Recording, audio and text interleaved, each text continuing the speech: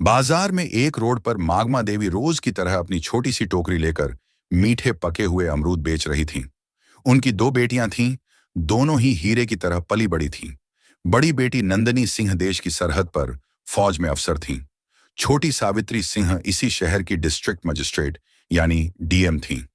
मागमा देवी को अपनी बेटियों पर बहुत नाज था। जब भी कोई पूछता, अम्मा आपकी बेटियां क्या करती हैं, तो उनका सीना गर्व से चौड़ा हो जाता। वह कहती एक देश की रक्षा करती हैं और दूसरी जिले की। लेकिन मागमा देवी आज भी कभी कभी बाजार में अमरूद बेचने बैठ जाती, पर अपनी बेटियों को कभी नहीं बताती।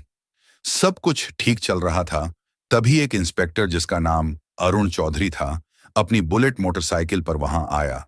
उसने बाइक सड़क किनारे रोकी और सीधा मागमा देवी की टोकरी के पास आकर खड़ा हो गया। अरुण ने टोकरी में से एक अमरूद उठाया और बिना कुछ कहे मुंह में डाल लिया। मागमा देवी थोड़ी सकुचाई और बोली, साहब अमरूद मीठे हैं, आप चाहें तो तोल दूं? अरुण चौधरी ने अकड़ते हुए जवाब दिया, हाँ हाँ दे 1 किलो। मागमा देवी ने कांपते हाथों से अमरूद तोलकर पॉलिथीन में दे दिए। अरुण ने पैकेट लिया, फिर से एक अमरूद निकाला और सामने ही काट कर खाने लगा। कुछ देर तक चबाने के बाद उसने मुंह बनाते हुए कहा, ये क्या बेचा है तूने, एकदम बेस्वाद।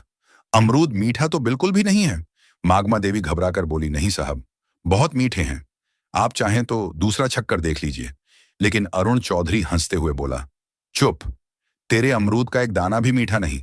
तूने मुझे बेवकूफ बनाया है। और सुन, मैं 1 रुपया भी नहीं दूंगा, समझी? मागमा देवी ने हिम्मत करके हाथ जोड़ते हुए कहा, साहब मेहनत से लाए हैं, कुछ तो पैसे दे दीजिए बस। यही सुनते ही अरुण चौधरी का पारा चढ़ गया। उसने गुस्से में झुककर पूरी टोकरी उठाई और सड़क की दूसरी तरफ जोर से फेंक दी। टोकरी पलट गई और सारे अमरूद सड़क, गाड़ियों और नाली में बिखर गए। मागमा देवी हक्की बक्की रह गईं। उनकी आंखों में आंसू भर आए, होंठ कांपने लगे। उनकी मेहनत और इज्जत दोनों ही सड़क पर कुचली जा रही थी। आसपास भीड़ जमा हो गई थी। लोग तमाशा देख रहे थे, कानाफूसी कर रहे थे, लेकिन किसी की हिम्मत नहीं हुई कि उस वर्दी वाले से कुछ कहे। फिर अरुण चौधरी ने अपनी मूंछों पर ताव दिया, बाइक स्टार्ट की और वहां से ऐसे चला गया जैसे कुछ हुआ ही ना हो। भीड़ में से किसी ने मागमा देवी की मदद नहीं की, लेकिन पास के ही एक घर की छत पर खड़ा एक नौजवान लड़का रोहित ये सब कुछ अपने मोबाइल फोन में रिकॉर्ड कर रहा था। उसका खून खौल रहा था। वह मागमा अम्मा को बचपन से जानता था और उनका बहुत सम्मान करता था। उसने वीडियो रिकॉर्ड करना बंद किया और सोचने लगा कि इस वीडियो का क्या किया जाए। उसे पता था कि मागमा अम्मा की एक बेटी फौज में है। उसने कहीं से उनका नंबर जुगाड़ किया था।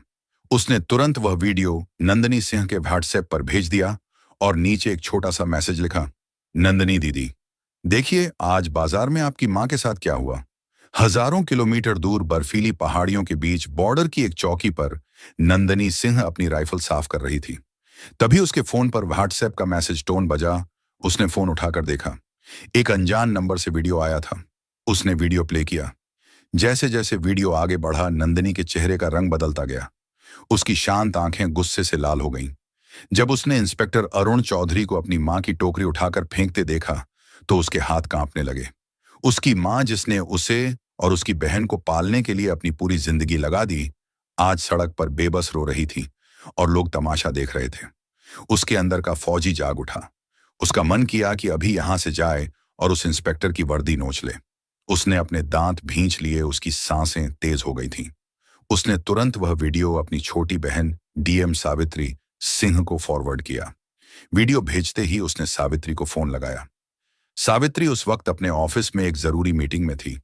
उसने अपनी बड़ी बहन का फोन देखा तो मीटिंग रोककर फोन उठाया और पूछा, हाँ दीदी, सब ठीक है, कुछ भी नहीं है, बोली। नंदनी की आवाज में गुस्सा और दर्द साफ झलक रहा था। मैंने तुझे एक वीडियो भेजा है, उसे देख, अभी के अभी देख। सावित्री ने फोन होल्ड पर रखा और व्हाट्सएप खोला। वीडियो देखते ही उसके पैरों के नीचे से जमीन खिसक गई। उसकी मां, उसकी प्यारी मां, सड़क पर बिखरे अमरूद के लिए रो रही थी। एक मामूली इंस्पेक्टर ने उसकी मां की इज्जत को सड़क पर रौंद दिया था। सावित्री की आंखों में भी आंसू आ गए, लेकिन उसने खुद को संभाला। वो एक डीएम थी, उसे भावनाओं में बहने का हक नहीं था। सावित्री ने कांपती आवाज में कहा, दीदी, मैं बर्दाश्त नहीं कर सकती ये सब। ये सुनते ही नंदनी फोन पर गुस्से में बोली, मैं आ रही हूं, छुट्टी लेकर मैं उसको नहीं छोड़ूंगी। सावित्री नरम आवाज में बोली, नहीं दीदी, आपकी जरूरत देश की सरहद पर है। यह मेरा इलाका है, ये लड़ाई मैं लूंगी। मां को इंसाफ मैं दिलाऊंगी, कानून के तरीके से। नंदनी कुछ देर चुप रही। वह अपनी बहन की आवाज में छिपे इरादे को समझ गई थी। बोली, ठीक है, लेकिन उसे ऐसी सजा मिलनी चाहिए कि उसकी रूह कांप जाए। सावित्री ने कहा, आप चिंता मत करो दीदी, अब यह मेरा काम है, और फोन काट दिया। उसने मीटिंग में मौजूद सभी अफसरों से कहा, यह मीटिंग यहीं खत्म होती है, आप सब जा सकते हैं। सावित्री अपनी सरकारी गाड़ी में नहीं बल्कि एक प्राइवेट गाड़ी में बैठकर अपने पुराने घर की तरफ निकली। रास्ते में उसने अपने डीएम वाले कपड़े बदलकर एक साधारण सा लाल रंग का सलवार सूट पहन लिया। वह अपनी मां के पास एक बेटी बनकर जाना चाहती थी, डीएम बनकर नहीं। जब वह घर पहुंची तो मग्न देवी एक कोने में चुपचाप बैठी थी। उनकी आंखें सूजी हुई थीं। अपनी बेटी को अचानक देखकर वह घबरा गई। सावित्री, तू यहां सब ठीक तो है? सावित्री कुछ नहीं बोली। वह बस अपनी मां के पास गई और उन्हें कसकर गले लगा लिया। मां की गोद में सिर रखकर वह अपने आंसू नहीं रोक पाई। मां, आपने मुझे बताया क्यों नहीं? मागमा देवी ने सिसकते हुए कहा। क्या बताती बेटी, मैं नहीं चाहती थी कि तुम लोगों को कोई परेशानी हो, और वह पुलिस वाला है। छोड़ उसकी बात। आज तू इतने दिनों बाद आई है, आज मैं बहुत खुश हूं।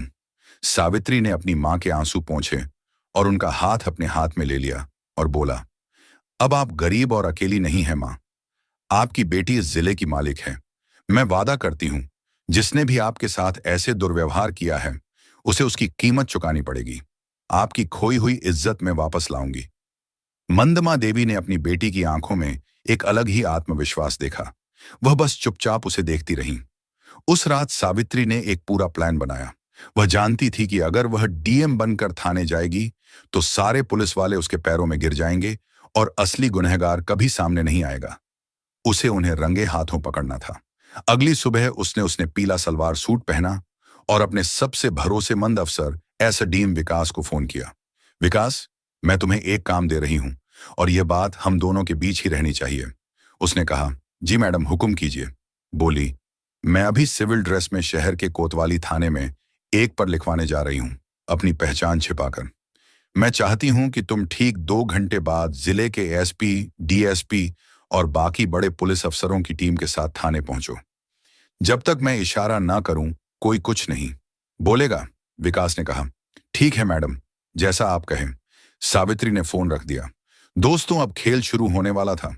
सावित्री ने एक साधारण सा पीले रंग का सलवार सूट पहना, चेहरे पर दुपट्टा डाला और एक आम नागरिक की तरह ऑटो पकड़कर कोतवाली थाने पहुंची। थाने का माहौल वैसा ही था जैसा उसने सोचा था।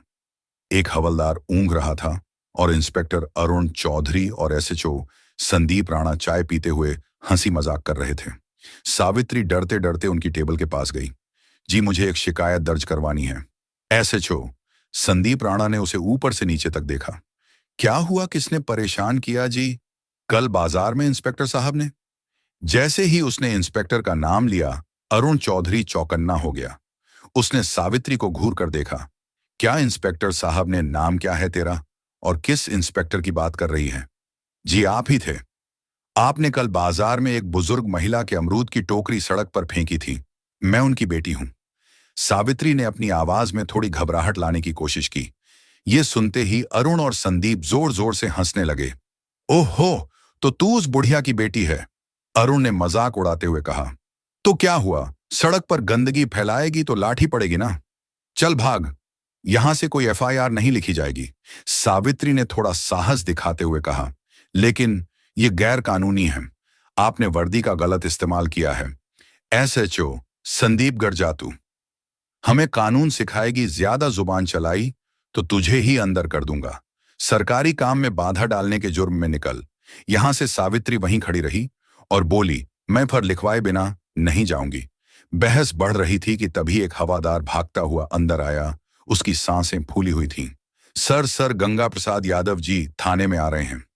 गंगा प्रसाद यादव का नाम सुनते ही अरुण और संदीप दोनों के चेहरे का रंग बदल गया। गंगा प्रसाद शहर का एक बहुत बड़ा और दबंग नेता था, जिसके इशारे पर पुलिस वाले नाचते थे। दोनों इंस्पेक्टर अपनी कुर्सी से ऐसे उछले जैसे करंट लग गया हो। अरे जल्दी करो, गेट खोलो, संदीप ने हवलदार को डांटा और दोनों भागकर गेट की तरफ गए, जैसे कोई बहुत बड़ा साहब आ रहा हो। एक सफेद सफारी गाड़ी थाने के अंदर आकर रुकी। उसमें से सफेद कुर्ता पायजामा पहने गंगा प्रसाद यादव उतरा। अंदर आते ही उसने अपने मजाकिया अंदाज में कहा, क्या हाल है चौधरी? काम धाम अच्छा चल रहा है ना? कोई मुर्गा